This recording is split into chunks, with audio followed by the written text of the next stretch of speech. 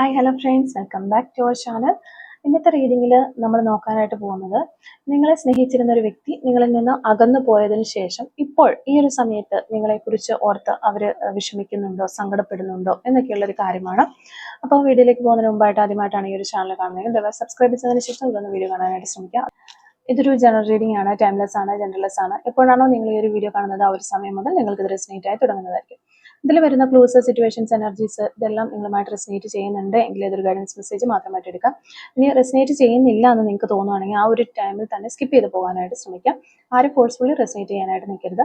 അപ്പോൾ കാർഡുകൾ ഷഫിൾ ചെയ്യുന്ന ടൈമിൽ നല്ലൊരു റീഡിങ് കിട്ടാനായിട്ട് പ്രാർത്ഥിക്കുക, യൂണിവേഴ്സിനോട് പ്രാർത്ഥിച്ചുകൊണ്ടിരിക്കുക. ഓക്കെ, അപ്പോൾ നമ്മൾ നോക്കുന്നത്, നിങ്ങളിൽ നിന്നും അകന്നുപോയ ഈ ഒരു പേഴ്സൺ നിങ്ങളെക്കുറിച്ച് ഓർത്ത് ഇപ്പോൾ വിഷമിക്കുന്നുണ്ടോ എന്നുള്ളൊരു കാര്യമാണ്. നിങ്ങളിൽ നിന്നും അകന്നുപോയൊരു പേഴ്സൺ ഇപ്പോൾ നിങ്ങളെക്കുറിച്ച് ഓർത്ത് വിഷമിക്കുന്നുണ്ടോ, ദുഃഖിക്കുന്നുണ്ടോ എന്നുള്ളൊരു കാര്യമാണ് നമ്മളിവിടെ നോക്കുന്നത്. ഓക്കെ, നിങ്ങളിൽ നിന്നും അകന്നുപോയ പേഴ്സൺ നിങ്ങളെക്കുറിച്ച് ഓർത്ത് വിഷമിക്കുന്നുണ്ടോ. ഓക്കെ, നിങ്ങളുടെ പേഴ്സൺ ഈ ഒരു സമയത്ത് നിങ്ങളെക്കുറിച്ച് ഓർത്ത് വിഷമിക്കുന്നുണ്ടോ, അല്ലെങ്കിൽ അവർക്ക് ഏതെങ്കിലും തരത്തിലുള്ള ദുഃഖങ്ങളുണ്ടോ, നിങ്ങളെക്കുറിച്ച് ഓർക്കുമ്പോൾ അവർക്ക് വിഷമമുണ്ടോ, ഒരു കാര്യമാണ്. എന്തൊക്കെ കാര്യങ്ങളാണോ നിങ്ങളെക്കുറിച്ച് അവർ ചിന്തിക്കുന്നത്, അവർ നിങ്ങളെക്കുറിച്ച് ചിന്തിക്കാറുണ്ടോ, തുടങ്ങിയ കാര്യങ്ങളൊക്കെ നമുക്ക് നോക്കാം. ഓക്കെ, നിങ്ങളുടെ പേഴ്സൺ നിങ്ങളിൽ നിന്നും അകന്നു പോയിട്ട് ഇപ്പം ഈ ഒരു സമയത്ത് എന്തെങ്കിലും വിധത്തിൽ നിങ്ങളെക്കുറിച്ച് ചിന്തിക്കുന്നുണ്ടോ, അല്ലെങ്കിൽ അകന്നു പോയതിൽ അവർക്ക് എന്തെങ്കിലും തരത്തിലുള്ള വിഷമമുണ്ടോ, അവരെന്താണ് ഈ ഒരു കാര്യത്തെക്കുറിച്ച് ചിന്തിക്കുന്നത് എന്നൊക്കെയുള്ള കാര്യങ്ങളാണ് നമ്മളോട് നോക്കാനായിട്ട് പോകുന്നത്. ഓക്കെ, അപ്പോൾ മാസ്റ്റർ കാർഡ് നോക്കിക്കഴിഞ്ഞാൽ ഏസ് ഓഫ് സോൾസ് ആണ് നമുക്കിവിടെ മാസ്റ്റർ കാർഡായിട്ട് കിട്ടിയിട്ടുള്ളത്. അപ്പോൾ നമ്മളിവിടെ നോക്കുന്നത്, ഈ ഒരു നിങ്ങളെ സ്നേഹിച്ചിരുന്ന ഒരു വ്യക്തി നിങ്ങളെ ഉപേക്ഷിച്ച് പോയതിൽ പിന്നെ അവർ ഈ ഒരു സമയത്ത് നിങ്ങളെക്കുറിച്ച് ഓർത്ത് എന്തെങ്കിലും രീതിയിൽ വിഷമിക്കുന്നുണ്ടോ, അല്ലെങ്കിൽ അവർക്ക് എന്തെങ്കിലും രീതിയിലുള്ള സങ്കടമൊക്കെ ഉണ്ടോ എന്നുള്ളൊരു കാര്യമാണ് നമ്മൾ നോക്കാനായിട്ട് പോകുന്നത്. അപ്പോൾ ഫസ്റ്റ് നമ്മളിവിടെ നോക്കുമ്പോൾ നമുക്ക് ഹെർമിറ്റ് കാർഡാണ് ഫസ്റ്റ് വന്നിരിക്കുന്ന കാർഡ്. അതോടൊപ്പം തന്നെ 5 ഓഫ് വാൻഡ്സ് ഉണ്ട് സെക്കൻഡ് കാർഡ്. ഈ ഒരു രണ്ട് കാർഡുകൾ നോക്കുമ്പോൾ ഈ ഒരു പേഴ്സൻ്റെ, നിങ്ങളുടെ വ്യക്തിയുടെ ഇപ്പോഴത്തെ ഒരു കറണ്ട് ഫീലിങ്സ് അല്ലെങ്കിൽ അവരുടെ ഇപ്പോഴത്തെ ഒരു മാനസികാവസ്ഥ എന്താണെന്ന് നോക്കുമ്പോൾ ഈ ഒരു കാർഡുകൾ കാണിക്കുന്നത്, അവരിപ്പോൾ ഉള്ളിൻ്റെ ഉള്ളിൽ വലിയൊരു മാനസിക സംഘർഷത്തിലൂടെയാണ് കടന്നു പോകുന്നത് എന്നുള്ളൊരു കാര്യമാണ്. അവർ എന്തൊക്കെയോ വളരെയധികം ടെൻഷൻ അടിക്കുന്നു, അവർക്ക് ആൻസൈറ്റി ഉണ്ട്, വളരെ വിഷമിക്കുന്ന ഒരു സമയമാണ് ഇത് എന്നുള്ളത് നമുക്ക് കാണുന്നു.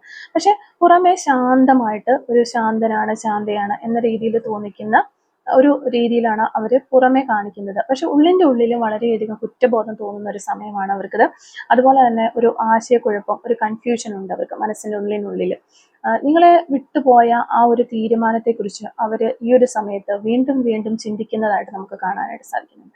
അങ്ങനെ ചിന്തിക്കുന്ന സമയത്ത് അതിൽ നിന്ന് ആ ഒരു സമയത്ത് അവർക്ക് വളരെയധികം വിഷമം ഉണ്ടാകുന്നതായിട്ട് നമുക്ക് മനസ്സിലാകുന്നുണ്ട് ഈ ഒരു കാർഡിൽ. പക്ഷെ അത് അവർ പുറത്തേക്ക് കാണിക്കുന്നില്ല എന്നുള്ളതാണ്. അവർ ഒരു ശാന്തമായിട്ട് നിൽക്കുന്ന, ഞാൻ ഓക്കെയാണ്, എനിക്ക് ഒരു പ്രശ്നവുമില്ല, ഞാൻ ഇപ്പോൾ ആയിരിക്കുന്ന സിറ്റുവേഷന് വളരെ കംഫോർട്ടാണ് എന്ന രീതിയിലുള്ള ഒരു ഔട്ട്ഫിറ്റാണ് അവർ കൊടുത്തുകൊണ്ടിരിക്കുന്നത്. പക്ഷെ ഉള്ളിൻ്റെ ഉള്ളിൽ ഈ ഒരു നമുക്ക് 5 ഓഫ് വാൻഡ്സ് കാണുന്ന പോലെ തന്നെ ഒത്തിരി പ്രശ്നങ്ങൾ, സംഘർഷങ്ങൾ നടന്നുകൊണ്ടിരിക്കുകയാണ്. വിഷമങ്ങൾ, കുറ്റബോധങ്ങൾ, ബഹളങ്ങളെല്ലാം നടക്കുന്നുണ്ട് എന്നുള്ളതാണ് നമുക്ക് മനസ്സിലാകുന്നത്. ആ ഒരു നിങ്ങളെ വിട്ടുപോയ അല്ലെങ്കിൽ ആ ഒരു ഡിസിഷൻ എടുത്തതിനെ ഓർത്തിട്ട് അവർ ഇന്നും വിഷമിക്കുന്നു എന്നാണ് കാണുന്നത്. ഇവിടെ ഈ ഒരു പേഴ്സന്റെ ഒരു ബിഹേവിയർ, ക്യാരക്ടറൊക്കെ നോക്കുകയാണെങ്കിൽ ഇവിടെ ഇവർക്ക് ശക്തമായിട്ട് നല്ല ഒരു ആത്മാഭിമാനം അല്ലെങ്കിൽ അഭിമാനമൊക്കെ ഉള്ള ഒരു വ്യക്തിയാണ്. അതുകൊണ്ട് തന്നെ വളരെയധികം ഈഗോയും കെട്ടിപ്പിടിച്ച് നിൽക്കുന്ന ഒരു പേഴ്സണുമായിട്ടാണ് നമുക്ക് കാണുന്നത്.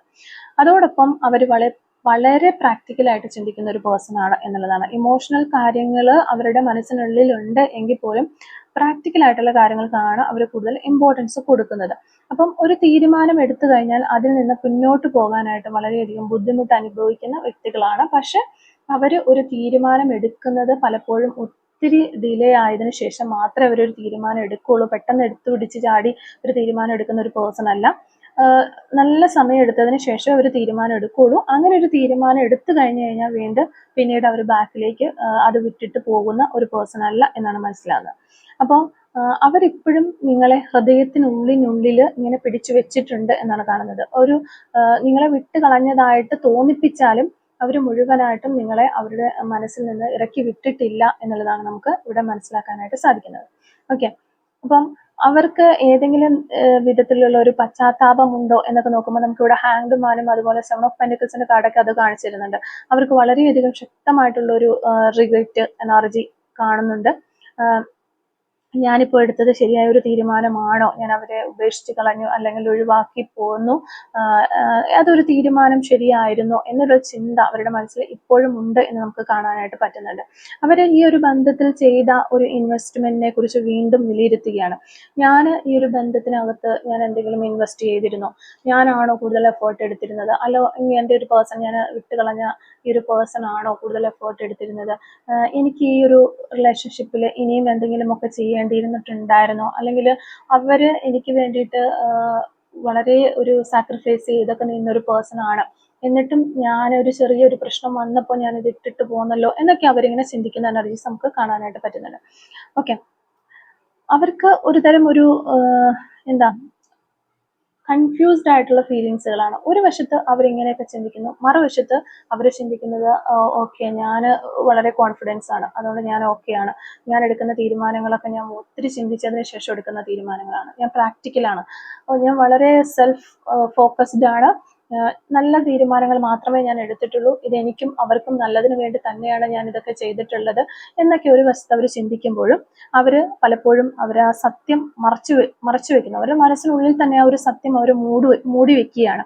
അവരെടുത്ത തീരുമാനം ശരിയാണോ, ആ ഒരു സത്യം, അല്ലെങ്കിൽ അത് ശരിയല്ല എന്നൊരു തീരുമാനത്തിലേക്കൊക്കെ പല സമയത്ത് അവർ വരുന്നുണ്ട്, എങ്കിലും അത് മൂടി വെക്കുകയാണ് അവർ. എന്നിട്ട് പിന്നെ അവർ വീണ്ടും ചിന്തിക്കുന്നു അവരെടുത്ത തീരുമാനം ശരിയായിരുന്നോ എന്നുള്ള ഒരു ചിന്ത ഉണ്ടാകുകയും അവർക്കൊരു തിരിച്ചറിവ് ഉണ്ടാകുന്നത് സമയമൊക്കെ വരുന്നുണ്ട് എന്നുള്ളത് നമുക്ക് മനസ്സിലാകുന്നുണ്ട്. അപ്പം പിന്നെ ഇവിടെ ഏസ് ഓഫ് സോർട്സ് നമുക്ക് വ്യക്തമാക്കി തരുന്നത്, ഒരു ദിവസം അവർ ആ ഒരു സത്യാവസ്ഥ വ്യക്തമായിട്ടും അവർ മനസ്സിലാക്കും, താൻ എടുത്ത തീരുമാനം തെറ്റായി പോയി, ഇതായിരുന്നില്ല താൻ എടുക്കേണ്ടിയിരുന്നത് എന്നുള്ളത് അവർക്ക് മനസ്സിലാവും. അത് നിങ്ങളെ അവർക്ക് പൂർണ്ണമായും നഷ്ടപ്പെട്ടു എന്ന് അവർക്ക് തോന്നുന്ന ആ ഒരു പോയിന്റിൽ മാത്രമേ അവർക്കത് മനസ്സിലാവുകയുള്ളൂ. എനിക്ക് ഈ ഒരു വ്യക്തിയെ നഷ്ടപ്പെട്ടു കഴിഞ്ഞു, ഇനി എനിക്ക് തിരികെ കിട്ടില്ല എന്ന് മനസ്സിലാകുന്ന ആ ഒരു സമയത്ത് അവർ എടുത്ത തീരുമാനം തെറ്റായിരുന്നു എന്ന് അവർക്ക് ആ ഒരു സത്യാവസ്ഥ അവർക്ക് വ്യക്തമായിട്ട് മനസ്സിലാകും എന്നുള്ളതാണ്. അവർക്ക് എപ്പോഴും വളരെയധികം നിങ്ങളോട് ഫീലിങ്സുകൾ ഉണ്ട്. അതാണ് നമുക്ക് ക്യൂൻ ഓഫ് കപ്സ്, ടെമ്പറൻസ് കാർഡൊക്കെ കാണിച്ചു തരുന്നത്. അവർ നിങ്ങളെ സ്നേഹിച്ചിരുന്നു, ഇപ്പോഴും സ്നേഹിക്കുന്നുണ്ട് എന്ന് ഈ കാർഡുകൾ നമുക്ക് കാണിച്ചു തരുന്നുണ്ട്. പക്ഷെ ഇപ്പോൾ അവർ ഈ ഒരു സമയത്ത് സ്വന്തം മനസ്സിനെ ഒന്ന് ബാലൻസ് ചെയ്യാനായിട്ട് ശ്രമിക്കുകയാണ്. കാരണം ഞാൻ പറഞ്ഞപ്പോൾ അവർക്ക് ഓൾറെഡി അവർ ചെയ്ത് അല്ലെങ്കിൽ അവരെടുത്ത ആ ഡിസിഷൻ നിങ്ങളെ മാറ്റി നിർത്തി പോയി, അല്ലെങ്കിൽ നിങ്ങൾക്ക് ഇനി ഒരു പ്രശ്നം ഉണ്ടാകണ്ട എന്ന് വിചാരിച്ചിട്ടാണ് പോയത് എന്ന രീതിയിൽ അവർ അവരുടെ ഒരു വശം ന്യായീകരിച്ച് താൻ എടുത്ത തീരുമാനമെല്ലാം കറക്റ്റ് ആയിരുന്നു, ഓക്കെ അങ്ങനെയാണ്, ഞാൻ വളരെ പ്രാക്ടിക്കലായിട്ട് ചിന്തിക്കുന്ന ഒരു വ്യക്തിയാണ് എന്നൊക്കെ പറഞ്ഞിട്ട് അവർ അവരുടെ ഒരു എപ്പോഴും നമ്മൾ എടുക്കുന്ന ഡിസിഷൻസ് ആണല്ലോ നമ്മൾ ന്യായീകരിക്കുക. അങ്ങനെ ന്യായീകരിച്ചുകൊണ്ട് അവരവരുടെ മനസ്സിനെ ബാലൻസ് ചെയ്യാനായിട്ട് ശ്രമിക്കുമ്പോഴും ഓപ്പോസിറ്റ് സൈഡിൽ അവർക്ക് റിഗ്രറ്റ് ഉണ്ടാകുന്നുണ്ട്, കുറ്റബോധം ഉണ്ടാകുന്നുണ്ട്. ഓക്കെ, ഞാൻ ഈ ഒരു പേഴ്സൺ ഇത്രയും എഫേർട്ട് ഇട്ട് ഇതിന് നിന്നിട്ടും അവർ സാക്രിഫൈസ് ചെയ്തിട്ടുണ്ട്, പല കാര്യങ്ങൾക്ക് എന്നെ കെയർ ചെയ്യാനായിട്ട് നിന്നിട്ടുണ്ട് എന്നൊക്കെ, ഞാൻ ഒത്തിരി കാര്യങ്ങൾ ഇവരെനിക്ക് ചെയ്ത് തന്നിട്ടുണ്ട്, അല്ലെങ്കിൽ ഈ ഒരു റിലേഷൻഷിപ്പിൽ ഞാനാണ് കുറച്ച് എഫേർട്ട് ഇട്ടത്, അവർ കൂടുതലും ഈ ഒരു റിലേഷൻഷിപ്പിനെ ബിൽഡ് ചെയ്യാനായിട്ട് ശ്രമിച്ചിരുന്നു എന്നൊക്കെ അവർ മനസ്സിലാക്കുമ്പോൾ ഈ ഒരു രണ്ട് കാര്യങ്ങളും കൂടെ ബാലൻസ് ചെയ്യാനായിട്ട് ഈ ഒരു വ്യക്തി ശ്രമിക്കുകയാണ്. അപ്പോൾ ഇവിടെ ഒരു ടെമ്പറൻസ് എന്ന് പറയുമ്പോൾ ഒരു ഹീലിംഗ് എനർജി കൂടിയാണ്. അപ്പോൾ അവരവരുടെ വേദന ഒരു ശാന്തമായിട്ട് കൈകാര്യം ചെയ്യുന്നു, ഉള്ളിൻ്റെ ഉള്ളിൽ വെച്ചിട്ട് അവരവരുടെ വിഷമങ്ങളും കാര്യങ്ങളൊക്കെ ഒരു ബാലൻസിലേക്ക് കൊണ്ടുവരാനായിട്ട് ശ്രമിക്കുന്ന എനർജീസ് നമുക്ക് കാണാൻ പറ്റുന്നുണ്ട്. അതുപോലെ അവർ നിങ്ങളെ ഒരു ലൈഫ് ടൈം പാർട്ട്ണറായിട്ട് ആണ് കണ്ടിരുന്നത് എന്ന് അവർ ഈ ഒരു സമയത്ത് മനസ്സിലാക്കുന്നു. ആ ഒരു സമയത്ത് നിങ്ങളുമായിട്ട് സെപ്പറേഷനിൽ പോയ സമയത്തോ അല്ലെങ്കിൽ നിങ്ങളുമായിട്ട് റിലേഷൻഷിപ്പിൽ ഉണ്ടായിരുന്ന സമയത്തോ ഒന്നും അവർക്ക് ആ ഒരു കാര്യം തിരിച്ചറിയാനായിട്ട് കഴിഞ്ഞിരുന്നില്ല. പക്ഷെ ഇപ്പോഴവർ മനസ്സിലാക്കുന്നു, ഒരു ലൈഫ് ടൈം ആയിട്ട് തന്നെയാണ് അവർ നിങ്ങളെ കണ്ടിരുന്നത്, അല്ലെങ്കിൽ അവരുടെ മനസ്സിൻ്റെ ഉള്ളിൻ്റെ ഉള്ളിലേക്ക് ചെന്ന് അവർ നോക്കുമ്പോൾ മാത്രമാണ് അവർക്ക് അത് തിരിച്ചറിയാനായിട്ട് പറ്റുന്നത്. അപ്പം അവർ ഉറപ്പായിട്ടും തിരികെ വരാനായിട്ടുള്ള ഒരു സാധ്യത നമ്മളിവിടെ കാണുന്നുണ്ട്. കിങ് ഓഫ് പെന്റക്കിൾസ് അതാണ് സൂചിപ്പിക്കുന്നത്. പക്ഷെ അതൊരു മന്ദഗതിയിലായിരിക്കും, പെട്ടെന്ന് അവർ വരില്ല എന്നുള്ളതാണ്. അതുകൊണ്ട് തന്നെ അവർ തിരികെ വരും എന്ന് പറയുമ്പോൾ പെട്ടെന്ന് അവർ നിങ്ങളിലേക്ക് തിരികെ വരും എന്നോർത്ത് നിങ്ങൾ അങ്ങനെ വിചാരിച്ചുകൊണ്ടിരിക്കരുത്. ഒരു കുറച്ച് ഡിലേ ഉണ്ടാകും, അതൊരു മന്ദഗതിയിലായിരിക്കും എന്ന് തന്നെയാണ് കിങ് ഓഫ് പെന്റക്കിൾസ് നമുക്ക് പറഞ്ഞു തരുന്നത്. പിന്നെ ഒരു അവര് ശരിക്കും പറയാൻ നമ്മളിതിൻ്റെ ഒരു ഓവറോൾ എനർജി പറയുകയാണെങ്കിൽ അവർ നല്ല രീതിയിൽ വിഷമിക്കുന്നുണ്ട്, അവർക്ക് നല്ല കുറ്റബോധവും ഉണ്ട്. അപ്പോൾ നിങ്ങളെ മുഴുവനായിട്ടും അവർ മനസ്സിൽ നിന്ന് കളഞ്ഞിട്ടില്ല, ഇറക്കി വിട്ടിട്ടില്ല എന്നുള്ളതാണ്. പക്ഷെ അവരുടെ ഒരു ഈഗോ അവരെ നിങ്ങളിലേക്ക് എത്താനായിട്ട് അല്ലെങ്കിൽ മുന്നോട്ട് വരാനായിട്ട് വരുമ്പോൾ അതിൽ നിന്ന് തടയുന്നു. ഈ ഒരു ഈഗോയാണ് അവരെ തടഞ്ഞു നിർത്തുന്നത് എന്നാണ് കാണാനായിട്ട് വരുന്നത്. പിന്നെ ഇവിടെ ഈ ഒരു ബന്ധം ശരിക്കും ഒരു എക്സ്പീരിയൻസ് ആണ് നിങ്ങൾക്ക് നൽകുന്നത്, ഒരു കർമ്മ. അതായത് നിങ്ങൾ ഈ ഒരു സെയിം രീതിയിൽ ആരോടെങ്കിലും പെരുമാറിയിട്ടുണ്ട്, അല്ലെങ്കിൽ നിങ്ങളൊരു ഈ സെയിം എക്സ്പീരിയൻസ് മറ്റുള്ള ആളുകൾക്ക് കൊടുത്തിട്ടുണ്ട് എന്നുണ്ടെങ്കിൽ ആ ഒരു എക്സ്പീരിയൻസ് നിങ്ങൾക്കും വന്നു ചേരേണ്ടതുണ്ട്. അതിന്റെ ഒരു വേദനയും വിഷമങ്ങളും എന്താണ് എന്ന് നിങ്ങൾ കൂടി അറിയേണ്ടതായിട്ടുണ്ട് എന്നുള്ളതാണ്. അപ്പൊ അങ്ങനെ കുറെ ആളുകൾക്ക് അതൊരു കർമ്മ ആയിട്ട് വരുന്നതായിട്ട് നമുക്കിവിടെ കാണാനായിട്ട് പറ്റുന്നുണ്ട്. ജസ്റ്റ് നമ്മൾ അതിന്റെ കൂടെ ഒന്ന് പറഞ്ഞു പോയെന്നേ ഉള്ളൂ. അപ്പൊ ഇവിടെ നിങ്ങൾക്കുള്ള നിങ്ങൾ എന്ത് ചെയ്യണം, അല്ലെങ്കിൽ നിങ്ങൾക്കൊരു ഗൈഡൻസ് നോക്കുകയാണെങ്കിൽ നിങ്ങളുടെ നിങ്ങളിപ്പോൾ എന്തിലാണോ നിൽക്കുന്നത്, അല്ലെങ്കിൽ നിങ്ങളിപ്പോൾ ഏത് സിറ്റുവേഷനാണോ നിൽക്കുന്നത്, ആ ഒരു സിറ്റുവേഷനും വളരെ കോൺഫിഡൻസ് ആയിട്ട് നിൽക്കാനായിട്ട് ശ്രമിക്കുക എന്ന് യൂണിവേഴ്സ് പറയുന്നുണ്ട്. അതുപോലെ തന്നെ അവരുടെ പ്രവൃത്തികളൊക്കെ ഒബ്സർവ് ചെയ്യുക, അവരുടെ വാക്കുകളിൽ മാത്രം വിശ്വസിക്കരുത് എന്ന് നമുക്ക് ഡയറക്റ്റ് മെസ്സേജാണ് കിട്ടുന്നത്. അവർ പല കാര്യങ്ങളും പറയും, ചിലപ്പോൾ നിങ്ങളോട് താല്പര്യമില്ല, നിങ്ങളിപ്പോൾ പൊക്കോ എന്നുള്ള രീതി വരെ പറഞ്ഞാലും ഓക്കെ, നിങ്ങൾ അവരുടെ ഒരു പ്രവൃത്തികളിലാണ് വിശ്വസിക്കേണ്ടത്. അപ്പോൾ നിങ്ങളുടെ സ്വന്തം ആത്മവിശ്വാസം നിലനിർത്താനായിട്ട് ശ്രമിക്കുക. കൂടുതലും ഒത്തിരി ആളുകൾ സ്ട്രഗിൾ ചെയ്യുന്നുണ്ട്. അതോടൊപ്പം തന്നെ ഒത്തിരി ആളുകൾ, ചുറ്റുമുള്ള ആളുകൾ ചേർന്നിട്ട് ഒറ്റപ്പെടുത്തുകയും കുറ്റപ്പെടുത്തുകയും ചെയ്യുന്ന എനർജീസ് നമുക്ക് ഇവിടെ കിട്ടുന്നുണ്ട്. അതാണ് ഇവിടെ യൂണിവേഴ്സ് ഡയറക്റ്റ് വരുന്നത്. ആത്മവിശ്വാസം നിലനിർത്തുക എന്നൊരു ഗൈഡൻസ് മെസ്സേജ് നമുക്ക് ഡയറക്റ്റ് ആയിട്ട് വരുന്നുണ്ട്. പിന്നെ നമ്മൾ ഈ സെയിം കാർഡ് വെച്ചിട്ട് അവർ തിരിച്ചു വരുമോ, ഇവിടെ വരാനുള്ളൊരു സാധ്യത നമുക്ക് നൈറ്റ് ഓഫ് പെന്റക്കിൾസ് സൂചിപ്പിക്കുന്നുണ്ടെങ്കിൽ പോലും അവർ തിരിച്ചു വരുമോ എന്നുള്ളത് സെയിം കാർഡുകൾ വെച്ചിട്ട് തന്നെ നമുക്ക് ഒന്ന് നോക്കാം. അപ്പം ഇവിടെ മെയിൻ ആയിട്ടും ഹാങ്ഡ് മാനും അതുപോലെ ടെമ്പറൻസ് കാർഡ്, പിന്നെ of course knight of pentacles, പിന്നെ ജസ്റ്റിസ്. ഇത്രയും കാർഡുകളാണ് അവരുടെ ഒരു തിരിച്ചുവരവിനെ സൂചിപ്പിക്കുന്ന കാർഡുകൾ. അപ്പൊ ഇത് ഉടനെ ഒരു ആക്ഷൻ എടുക്കുന്ന ഒരു എനർജി അല്ല, അവരിപ്പോ ചിന്തിക്കുന്ന ഒരു ഘട്ടത്തിലാണ് എന്നുള്ളതാണ്. പെട്ടെന്നൊരു മെസ്സേജ് അല്ലെങ്കിൽ ഒരു കോളൊക്കെ ഉണ്ടാകാനുള്ള സാധ്യത വളരെ കുറവാണ്. പക്ഷെ ഒരു ഹീലിംഗ് സ്റ്റേജ് ഒക്കെ കഴിഞ്ഞു കഴിഞ്ഞാൽ നിങ്ങളുമായിട്ട് റീകണക്ട് ചെയ്യാനായിട്ട് ഒരു സാധ്യത ഉണ്ട് എന്ന് നമുക്ക് കാണാനായിട്ട് പറ്റുന്നുണ്ട്. അപ്പം ഒരിക്കലും ഇവര് തിരിച്ചു വരുമോ എന്ന് ചോദിക്കുമ്പോൾ നമ്മൾ തിരിച്ചു വരും എന്ന് പറയുന്ന സമയത്ത് ആരും വിചാരിക്കരുത് പെട്ടെന്ന് തന്നെ നിങ്ങളുടെ പേഴ്സൺ നിങ്ങളിലേക്ക് തിരിച്ചു വരും എന്ന രീതിയിൽ ചിന്തിക്കരുത്. പക്ഷെ വരാനുള്ള സാധ്യതയുണ്ട്. ഒരു പെട്ടെന്ന് നിങ്ങളിലേക്ക് ഒരു മെസ്സേജ് വരും, ഇന്നോ നാളെയൊക്കെ അവർ വിളിക്കും, അല്ലെങ്കിൽ കോണ്ടാക്ട് ചെയ്യും, കാണാനായിട്ട് ശ്രമിക്കും, ഇങ്ങനെയൊക്കെയുള്ള ഒരു ചിന്തകൾ ഉണ്ടെങ്കിൽ അതൊക്കെ മാറ്റി വയ്ക്കേണ്ടതാണ്. ഒരു ഡിലേ ഉണ്ട്, ഹീലിംഗ് നടക്കേണ്ടതായിട്ടുണ്ട്. നിങ്ങൾക്കും അതുപോലെ നിങ്ങളുടെ പേഴ്സണും ഇവിടെ ഹീലിംഗ് അത്യാവശ്യമാണ് എന്നാണ് യൂണിവേഴ്സ് നമുക്ക് പറഞ്ഞു തരുന്നത്. അപ്പോൾ പിന്നെ ഇവിടെ ജസ്റ്റിസ് വരുന്നതുകൊണ്ട് തന്നെ ഇവിടെ ഒരു കാർമിക് റിയലൈസേഷൻ സ്റ്റേജിലേക്ക് പോകേണ്ടതായിട്ടുണ്ട് നിങ്ങൾ രണ്ടുപേരും. അപ്പോൾ നമ്മൾ ചെയ്ത കാര്യങ്ങൾ നമുക്ക് തിരികെ വരുമ്പോൾ ഓക്കെ, ഞാനത് ഇന്ന കാര്യങ്ങൾ ഇന്ന പോലെ അല്ലായിരുന്നു ചെയ്യേണ്ടിയിരുന്നത്, ആ ഒരു ടൈമിൽ ഞാൻ ആ ഒരു പേഴ്സണ് കൊടുത്ത അതേ സെയിം എക്സ്പീരിയൻസ് എനിക്ക് വരുന്നു. അപ്പം എനിക്കതിൻ്റെ ഒരു വേദനയും വിഷമവും ഒക്കെ കറക്റ്റായിട്ട് മനസ്സിലാക്കാനായിട്ട് പറ്റുന്നു എന്നുള്ളതാണ്. അപ്പോൾ അതൊക്കെ ഒന്ന് റിയലൈസ് ചെയ്യേണ്ട ഒരു സ്റ്റേജിലേക്ക് പോകുന്നു നിങ്ങളും നിങ്ങളുടെ പേഴ്സണും. അപ്പോൾ അവർക്കും ആ ഒരു സത്യം മനസ്സിലാവുമ്പോൾ അവർ അതൊക്കെ കഴിഞ്ഞതിന് ശേഷം, ആ ഹീലിംഗ് പ്രോസസ്സ് എല്ലാം കഴിഞ്ഞതിന് ശേഷം ഒരു ആക്ഷൻ ഉണ്ടാകും എന്നുള്ളതാണ് ജസ്റ്റിസ് കാർഡിൽ നമുക്ക് പറയുന്നത്.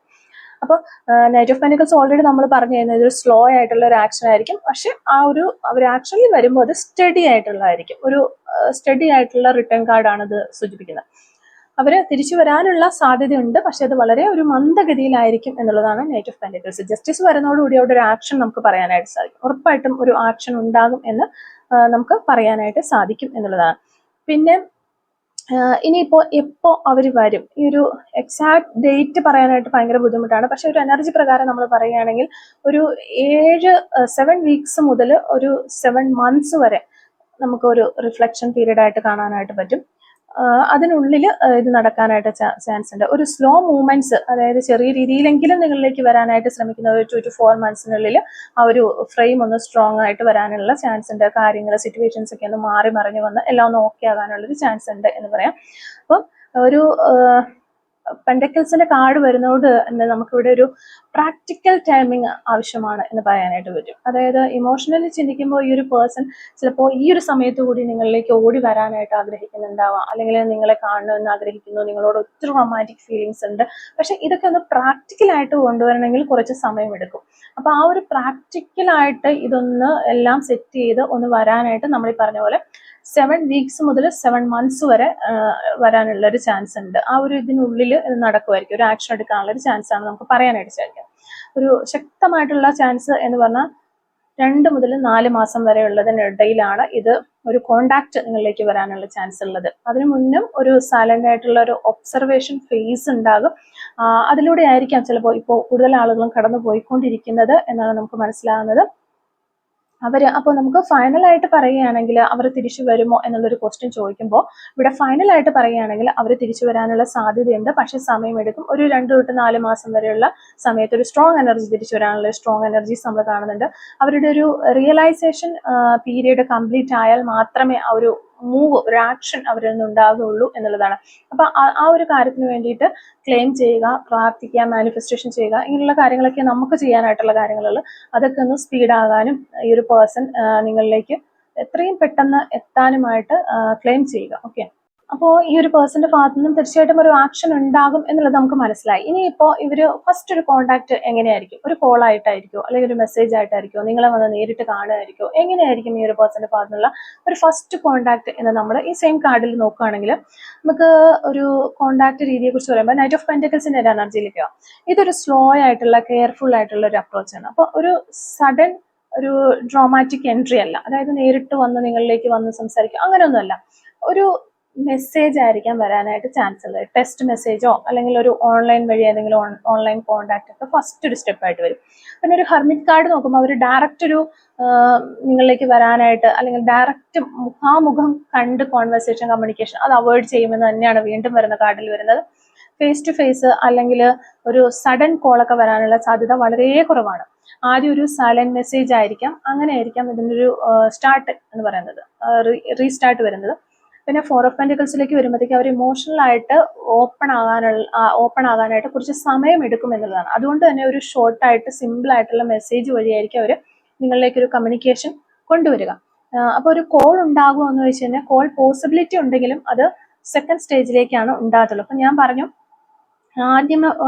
ആദ്യമത്തെ സമയങ്ങളിലൊക്കെ ഒരു മെസ്സേജോ അങ്ങനെയൊക്കെ ആയിട്ട് വരും. പിന്നീട് ഒരു 2 to 4 monthsലാണ് കൂടുതലായിട്ട് നമുക്കൊരു ആക്ഷൻ എടുക്കുന്ന ഒരു എനർജിയിൽ വരുന്നത്. അപ്പൊ ആ ഒരു സമയത്ത് ഒരു 2 തൊട്ട് 3, 4 monthsനുള്ളിൽ ഒരു കോളിനുള്ളൊരു പോസിബിലിറ്റി നമ്മൾ കാണുന്നുണ്ട്. അതാണ് ഒരു സെക്കൻഡ് സ്റ്റേജ് എന്ന് പറയുന്നത്. അപ്പോൾ ഇവിടെ ജസ്റ്റിസും ടെമ്പറൻസും കാണിക്കുന്നത് അവർ സിറ്റുവേഷൻ ഒക്കെ ഒന്ന് ക്ലിയർ ആക്കിയതിന് ശേഷം മാത്രമേ സീരിയസ് ആയിട്ടുള്ള ഒരു കോൺവെർസേഷനിലേക്ക് വരൂ എന്നുള്ളതാണ്. അപ്പൊ ഇവിടെ ഒരു കോളോ മെസ്സേജോ ഏത് രീതിയിലായിരിക്കും നിങ്ങളിലേക്ക് വരിക എന്ന് വെക്കുമ്പോൾ ആദ്യം ഒരു ചെറിയ ടെക്സ്റ്റ് മെസ്സേജും പിന്നീട് ഗ്രാജുവലി ഒരു കോളായിട്ട് നിങ്ങളിലേക്ക് വരാനുള്ള ചാൻസസ് ആണ് നമ്മളിവിടെ കാണുന്നത്. അപ്പോൾ ഒരു പ്ലാനിങ് സ്റ്റേജിലാണ് ഇവരിപ്പോൾ ഉള്ളത്. ആ ഒരു പ്ലാനിങ്ങിന് ശേഷം അവർ നിങ്ങൾക്കൊരു ചെറിയ മെസ്സേജ് ടെക്സ്റ്റ് വഴി അയക്കാനുള്ള ചാൻസ് ആണ് നമുക്കിവിടെ ഈ ഒരു കാർഡുകളിൽ നിന്ന് മനസ്സിലാക്കി എടുക്കാനായിട്ട് പറ്റുന്നത്. അപ്പോൾ ഇത്രയും കാര്യങ്ങളാണ് ഈ ഒരു റീഡിങ്ങിൽ നിന്ന് നമുക്ക് മനസ്സിലാക്കാനായിട്ട് പറ്റിയിട്ടുള്ളത്. അപ്പോൾ ഈ ഒരു റീഡിങ്ങുമായിട്ട് റിലേറ്റ് ചെയ്ത് വരുന്ന കുറച്ച് ക്ലൂസും കൂടി നമുക്കൊന്ന് എടുത്ത് നോക്കാം. Clues related to this reading.